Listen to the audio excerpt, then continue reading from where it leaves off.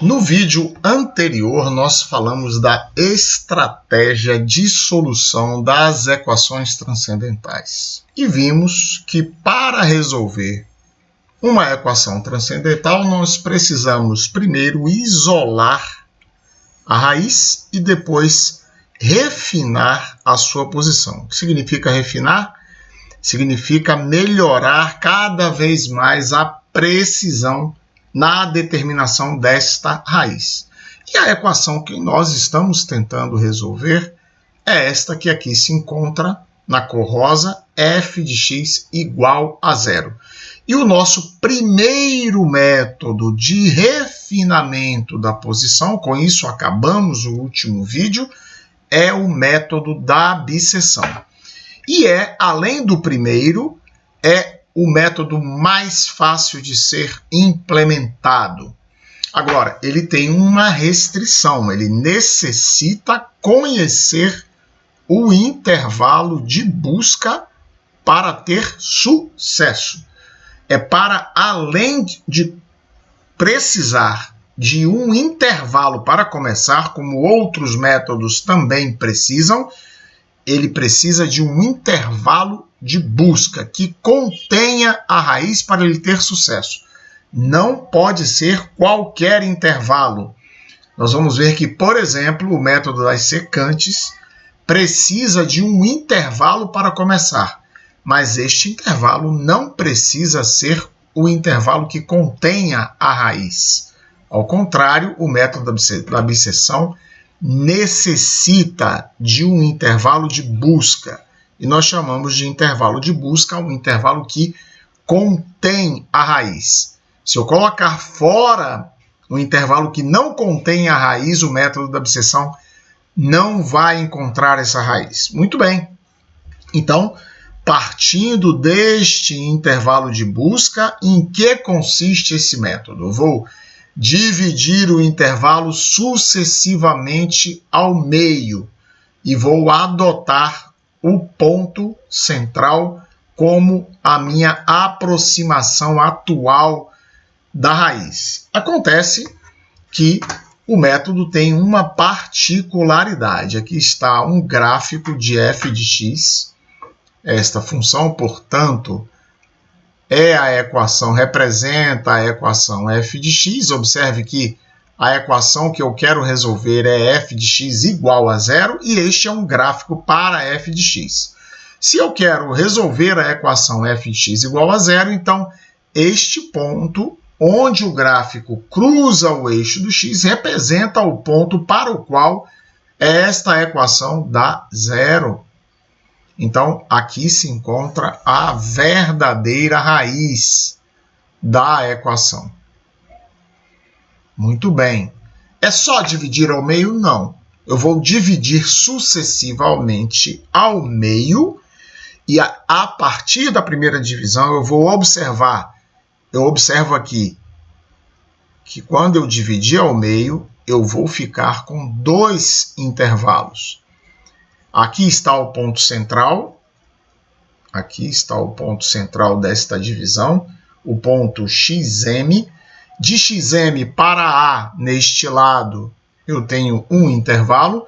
De xm para B, eu tenho outro intervalo. Eu vou observar qual dos dois intervalos contém a raiz. Ora, f de xm aqui eu vejo que é positivo, f de A é negativo e f de B é positivo. É claro que a raiz está na troca de sinal. Portanto, o intervalo que contém a raiz é o intervalo AXM, neste exemplo aqui. O que eu faço com o outro intervalo? Vou descartar este intervalo. Vou descartar este intervalo. E eu vou fazer isto sucessivamente, dividindo sempre o intervalo ao meio, observando qual dos dois intervalos contém a raiz, descartando o que não contém, conservando o outro. Ou seja, neste novo intervalo, eu vou dividir novamente ao meio. Então, aqui eu terei uma nova raiz, a nova aproximação da raiz. Aqui, Agora eu vejo que eu devo descartar este intervalo, conservar este, e assim eu vou dividindo sucessivamente, e é isto que está explicado aqui embaixo.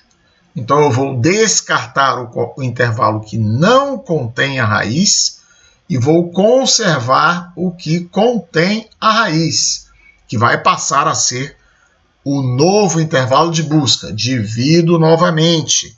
Adoto o ponto central, desprezo o que não contém, conservo o que contém, divido novamente, até que o critério de parada seja atingido. Lembrando que o critério de parada nada mais é que eu vou controlar o erro em cada iteração. Quando o erro de uma determinada iteração for menor do que o máximo admissível que eu estabeleci, eu vou parar. Então, temos aqui um exemplo. Considere que a equação e elevado a menos x menos o seno de x igual a zero possui uma raiz real no intervalo 0, 1. Ou seja, entre x igual a 0 e x igual a 1, eu tenho uma raiz real. E eu quero determinar o valor da verdadeira raiz com erro inferior a 1%. Ou seja, o meu erro admissível máximo que eu quero cometer é 1%. Então, quando o erro de uma determinada iteração, que eu não sei ainda qual será, for inferior a 1%, eu vou parar e vou adotar aquela raiz aproximada naquela iteração como a verdadeira raiz, claro, estimada, aproximada. Um comentário super importante. Todas as vezes que a minha equação envolver funções trigonométricas, o valor da variável x deve ser em radianos. Se eu adotar qualquer outra medida de ângulo, vai dar errado. Então, isto é muito importante. Todas as vezes que a equação envolver funções trigonométricas, x, que é a minha variável, deve estar em radianos. Muito bem, diz aqui ainda este problema que eu devo empregar 4 algarismos significativos nos meus cálculos parciais. Aqui eu faço uma rápida explicação do que vem a ser algarismos significativos. Então, por que 0,5376 tem 4 algarismos significativos e 73,473 possui 5? Muito simples. Para saber quantos algarismos significativos há em um certo número, eu vou convertê-lo em notação científica. Então, 0,5376 é 5,376 vezes 10 a menos 1.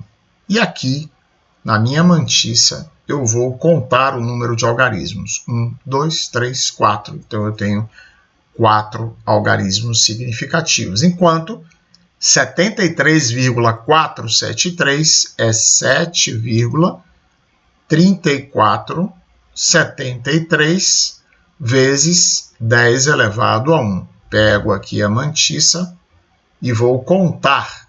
1, 2, 3, 4, 5 é o número de algarismos significativos que tem.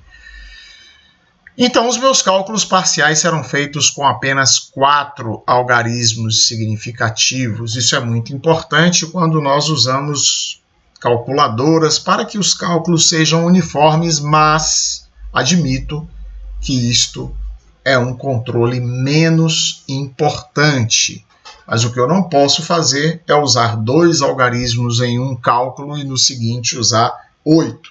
Isso vai perturbar a precisão da minha solução. Muito bem, então vamos passar à solução numérica da equação que nós nos propusemos. Lembrando que esta equação é e elevado a menos x menos seno de x igual a 0. Muito bem, esta é a equação que eu quero resolver e foi dado do problema que o intervalo de busca é 0,1. Muito bem, então o ponto central, eu vejo aqui a primeira coisa que eu faço, eu vou preencher a cada iteração a minha tabela da esquerda para a direita, aqui estão identificadas as iterações, aqui o intervalo esquerdo de busca, o intervalo direito de busca e o ponto central, que vai ser sempre igual a x0 mais x1 sobre 2. Nesta coluna se encontra o sinal de f de x0, nesta coluna o sinal de f de x1, enquanto nesta coluna se encontra o sinal de f de x médio. E aqui o erro.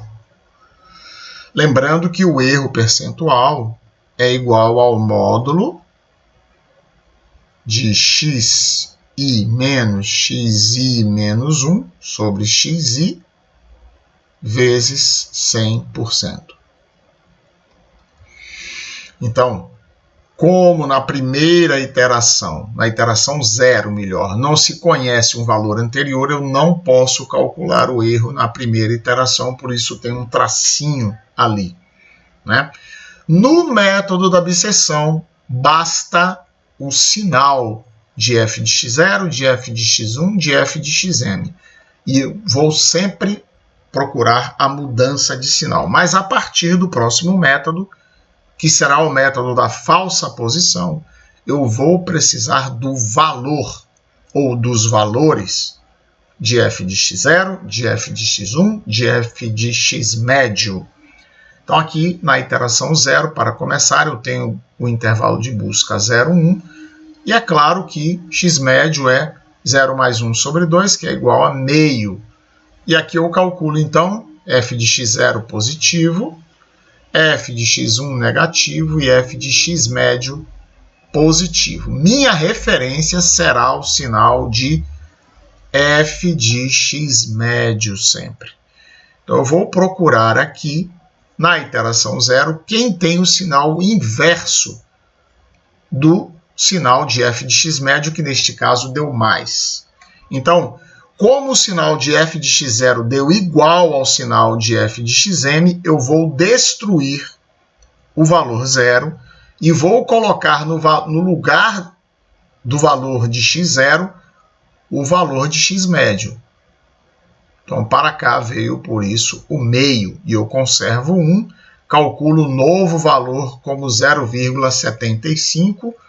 Vejo aqui que f de 0,75 é negativo.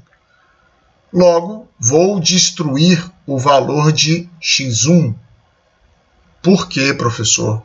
Porque o sinal de f de x1 é igual ao sinal de f de x médio. A troca de sinal está entre x médio e x0. Então, por isso, eu vou destruir o valor 1 e passar o valor meio para o valor de x1. E agora calcular o novo x médio, 0,625. Então, agora eu vejo que f de x médio é negativo, destruo novamente o valor de x1.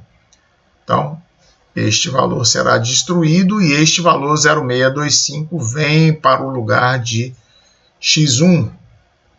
Novo x médio, 5,625, positivo. Vejo que f de x0 tem o mesmo sinal, logo é ele que será destruído agora.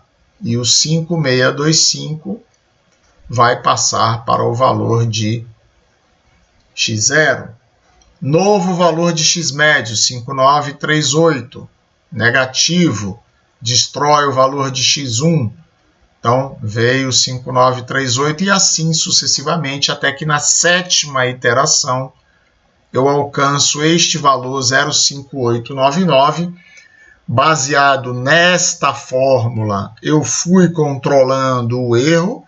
Na primeira iteração, 33,3%, na segunda, 20%, 11,1%, 5,3%, 2,7%, 1,3%, até que na sétima eu observo que 0,7% é inferior a 1%, então a solução deste problema com um erro aproximadamente igual a 0,7, lembrando que o erro exato teria que ser obtido com a raiz exata, mas eu não conheço a raiz exata. Então, eu estou aproximando o valor do erro por esta fórmula, por isto ele é estimado.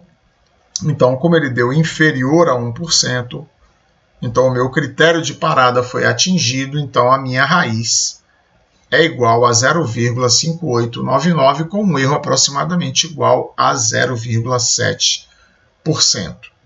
Se você ficou com alguma dúvida, você já sabe, pode postar nos comentários que eu responderei. Nos vemos no próximo vídeo, que se dedicará ao método da falsa posição. Até lá!